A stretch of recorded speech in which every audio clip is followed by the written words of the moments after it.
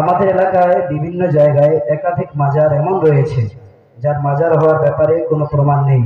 এমন মাজারগুলিতে এমন মাজারগুলির সঙ্গে সত্যিকারের মাজারের মতো সালাম করা, সেখানে মান্নাত করা, ফাতিহা করা এবং জিয়ারত করা কি জায়েজ, এবং কোনো আলিম কি সেইখানে গিয়ে ফাতিহা করতে পারবে? আর যদি করে থাকে তাহলে তার জন্য কি হুকুম হবে? প্রশ্ন। দেখেন, জিয়ারত কোন জায়গায় হয়? যেই জায়গাতে কোনো কবর আছে। কি আছে? যেখানে আপনি জিয়ারত করেন কেন? কোনো কবর, কমপক্ষে কোন মুসলমানের কবর, বলি হোক, কমপক্ষে ওই জন্য মুসলমান হয়, তারপরে জিয়ারত করা যাবে, মুসলমানের কবর জিয়ারত করা যাবে। এবার যদি কোন জায়গাতে কোনো কবরই না থাকে, পীর বলি দূরের কথা, এমনিতেও সাধারণত মুসলমান আছে বলে কোনো খবর নেই, বা বানাবাদ ভাবে কেউ তৈরি করে দিয়েছে। যেমন আজকাল অনেক জায়গাতে গসে পাকের মাজার আছে বাগদাদে, বসে আছে, ওই তৈরি করে বসে আছে আমাদের দিনাজপুরে। পরশু আমার কাছে একটা ফতোয়া আসছে, ইস্তিফতা, যে আমাদের এখানে একজন লোক আছে, ওই গসে পাকের মাজার বানিয়ে রেখেছে নিজের বাড়িতে। তো গসে পাকের মাজার কোথায় আছে? বাগদাদ শরীফে। এবার ইমাম হোসেনের মাজার বানিয়ে রেখেছে নিজের বাড়িতে। তো বলেন, আশ্চর্যজনক বিষয় যে কবর তো এক জায়গাতে আছে, মাজার শরীফ এক জায়গাতে আছে, এবার এই বানিয়ে ফেলছে নিজের বাড়িতে, নিজের জায়গাতে, নিজের এলাকাতে। তো মনে রাখবেন, ফাতোয়া আজিজিয়ার মধ্যে স্পষ্টভাবে উল্লেখ করা হয়েছে, লাআনাল্লাহু মান যারা বিলা মাজার। আমার একটা ফাতোয়া প্রকাশ হয়ে গেছে এ প্রসঙ্গে, যে যে ব্যক্তি কবর ছাড়া, কবর নেই, এমনিতেই জিয়ারত করে, তার উপরে আল্লাহর ধিক্কার রয়েছে, লানত রয়েছে। কি আছে? ধিক্কার, লানত আল্লাহর তরফ থেকে। তো মাজার জিয়ারত করার জন্য কমপক্ষে নিম্নমানের একজন মুসলমান হলেও কবর লাগবে। কবর ছাড়া এমনিতে কোন জায়গাতে ইট রাখা আছে, এমনিতে ইমাম বাড়া শুনেছেন হয়তো, ইমাম বাড়া ইমাম হোসেনের নামে বানিয়ে দিয়েছে মাজারের মতো, ধরে কোনো অস্তিত্ব নেই, ওই জায়গা থেকে জিয়ারত করে। তো এমন জায়গা যেখানে কোনো কবর নেই, কোনো মুসলমানের কবর নেই, সেই জায়গাতে গিয়ে বানাবাদ ভাবে যদি কেউ মাজার তৈরি করে দেয়, ইমাম বাড়া তৈরি করে দেয়, জিয়ারত করা যায় নেই।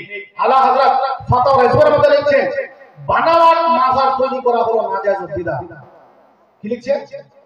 বানাবাদ মাজার, বানাবাদ কবর তৈরি করা এমনিতেই তৈরি করে দিয়েছে মাজারের মধ্যে, এটা হলো বিদআত, কুসংস্কার।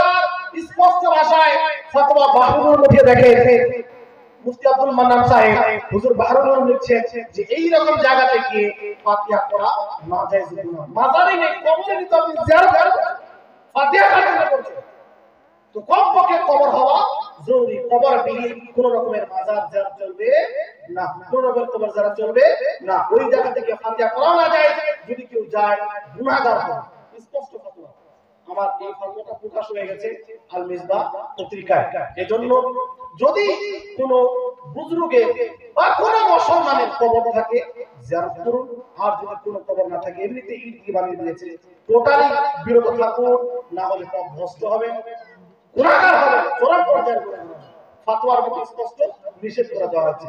বানাবাদ মাজার, ইমাম হোসেনের মাজার নির্দিষ্ট জায়গাতে আছে, গসে পাকের মাজার নির্দিষ্ট জায়গাতে আছে। আপনি নিজের বাড়িতে, নিজের এলাকাতে গসে পাকের নামে মাজার বানাতে পারবেন না, আলা হযরতের নামে মাজার বানাতে পারবেন না, মাকতুবা সাহেবের নামে মাজার বানাতে পারবেন না।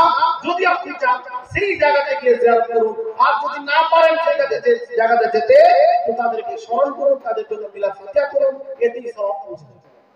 বুঝতে পারলেন? এই জন্য যদি মাজার না থাকে, কবর না থাকে, জিয়ারত করে চলবে। তারপরে প্রশ্ন, কোন সাধারণ মানুষ যদি ওয়াহাবির সঙ্গে কথা বলে তাহলে কি সে ওয়াহাবি হয়ে যায়?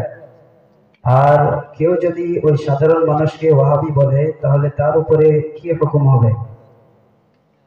ওয়াহাবির সঙ্গে আপনারা শুনেছেন একটু আগে, একটু মনোযোগ দিন, প্রশ্ন উত্তর খুবই জরুরি। নবী সাল্লাল্লাহু আলাইহি সাল্লামের দরবারে জিবরিল আলাইহিস সালাম এসেছিলেন শিক্ষা দেওয়ার জন্য।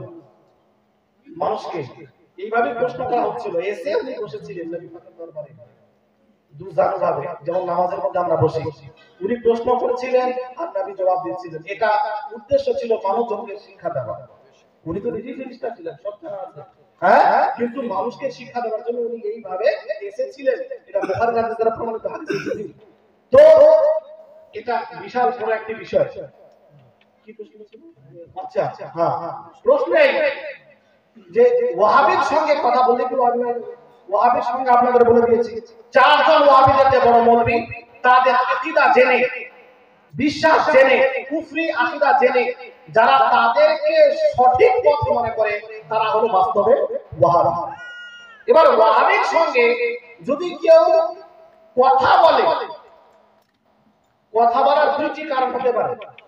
একটা হলো আন্তরিক ভালোবাসার সম্পর্ক, হ্যাঁ, বন্ধুত্ব যেটাকে বলা হয়, এটা তো না যায়, এটা চলবে না। আন্তরিকতা, ভালোবাসার সঙ্গে তার সম্পর্ক করা একটা বন্ধু বান্ধব, এটা শরীয়তের মধ্যে না যায়, চলবে না। বুঝতে পেরেছেন? তার সঙ্গে সম্পর্ক করা চলবে না।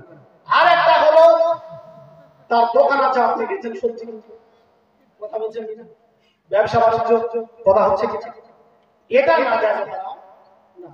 এইভাবে আপনি কোন ওয়াহাবি আছে, দোকান আছে, ক্রয় করতে পারেন, কথাবার্তা বলতে পারেন, এই দিক থেকে, দ্বীনি দিক থেকে, শরীয়তের দিক থেকে তার সঙ্গে কোনো সম্পর্ক থাকবে না। কিন্তু লেনদেন, যেমন অমুসলিমদের সঙ্গে একটা লেনদেন, আন্তরিক ভালোবাসা তাদের সঙ্গেও যায় না, আন্তরিকতার সঙ্গে ভালোবাসা যায় না, লেনদেন দুনিয়াবি এটা যায় না। একইভাবে ওয়াহাবিদের সঙ্গেও পার্থিব যে লেনদেন ওটা যায়, আন্তরিকতার সঙ্গে তার সঙ্গে ভালোবাসা, মহব্বত, বন্ধুত্ব এটা না যায় না। তারপরে প্রশ্ন, স্থানে মান্নত করা যাবে কিনা, আর করলে তা কি পুরা করা জরুরি, এবং মাজারে চাদর বা মুরগা বা ছাগল মান্নত করলে তা কি পূর্ণ করা জরুরি? এটি একটি খুবই গুরুত্বপূর্ণ বিষয়। এই কয়েক মাস আগে হেমতাবাদ থেকে একটা ইস্তেফা দিয়েছিল, ওটার জবাব লিখে দিয়েছি, আল মিসবাহ পত্রিকা প্রকাশ হয়ে গেছে, অনেকে এখন দেখেছেন যারা পিডিএফ এ পড়েন। আমাদের এই এলাকায় মনে করা হয় মান্নত যখনই করতে হবে, তো কোন বলির দরবারে গরু, ছাগল, মুরগি নিয়ে যাওয়ার মান্নত করতে হবে। সাধারণভাবে এই মান্যতই মানুষ করে, আমার অমুক কাজ হয়ে গেলে অমুক জায়গাতে একটা ছাগল দিব, অমুক জায়গাতে একটা গরু নিয়ে যাবে, এই রকম মান্যত মানুষ করে। কিন্তু মনে রাখবে, এটা শরঈ মান্যত নয়, এটা হলো উলফি মান্যত। আমাদের নিজের একটা কথা হয়ে গেছে যে আমরা গসে পাকের নামে মান্যত করি, পান্ডুয়া শরীফের জন্য মান্যত করি, দরগা সদিল্লাহরের জন্য মান্যত করি, বা আশেপাশে যে মাজার আছে ওই জায়গার জন্য মান্যত করি। এটা শরঈ মান্যত নয়। ভালো করে মান্যত শুনুন, মান্যত সম্পর্কে আমাদের জ্ঞান নেই। বাস্তবে যেটা মান্যত, যেটা শরঈ মান্যত, সেটা হলো আল্লাহ পাকের জন্য মান্যত করা। কার জন্য? আল্লাহর জন্য এই মান্যত করা, হে আল্লাহ, আমার যদি অমুক কাজ হয়ে যায় তো আমি একটি রোজা রাখবো। হে আল্লাহ, আমার যদি অমুক কাজ হয়ে যায় 2 রাকাত নামাজ আদায় করব। অমুক কাজ হয়ে যায় আমি হজ করব। এটা হলো আসল মান্যত, এটাকে শরঈ মান্যত বলা হয়। এই রকম মান্যত যদি কেউ করে, আমার ছেলে অসুস্থ, যদি সুস্থ হয়ে যায় 2টি রোজা রাখবো, একটি রোজা রাখবো, বা 2 রাকাত নামাজ আদায় করব, যদি সুস্থ হয়ে যায় তাহলে তার জন্য 2টি রোজা রাখা বা একটি রোজা রাখা, এটা হলো ওয়াজিব, রাখতেই হবে। বুঝতে পারলেন? আর একটা মান্যত যেটা আমরা করি, যদি ভালো হয়ে যায়, পরীক্ষায় পাস করি, চাকরি পেয়ে যাই, অমুক মাজারে যাব, গরু নিয়ে, ছাগল নিয়ে, মুরগি নিয়ে। এই মান্যত শরঈ মান্যত নয়, এটা হলো উরফি মান্যত। যদি কেউ এই মান্যত করেও ফেলে, তবেও তার উপরে ওয়াজিব নয় যে সে পূর্ণ করবে, পূর্ণ করা জরুরি না। বুঝতে পারছেন ভাষা? এই মান্যত পূর্ণ করা জরুরি না। যদি কেউ পূর্ণ নাও করে, কোন রকমের গুনাহ, কোন রকমের ক্ষতি হবে না। পূর্ণ করাটা ভালো, পছন্দনীয় কাজ, মুস্তাহাব, ওয়াজিব নয়, জরুরি নয়। আমাদের ব্রেইনে ঢুকে আছে, যদি ওই মান্যত পূর্ণ না করি আমার ছেলে হয়তো অ্যাক্সিডেন্ট হয়ে যাবে, আমি নিজে অ্যাক্সিডেন্ট হয়ে যাব, বাড়িতে কেউ মরে যাবে, ধারণা আছে? অথচ এর সঙ্গে কোন রকমের সম্পর্ক নেই। গরিব নামাজের জন্য মানত করেছে, ডাক্তার পাসের জন্য আমাদের যে মাজার, আপনার কি বলে, কোন বাড়িতে মানত করেছে, বা অন্যান্য জায়গাতে তো পীর সাহেব কি আপনার শত্রু, যে আপনার ক্ষতি করবে? পীর সাহেব, পীরকে যে আল্লাহ ক্ষমতা দিয়ে রেখেছে, তো তারা কি মানুষের ক্ষতি করে?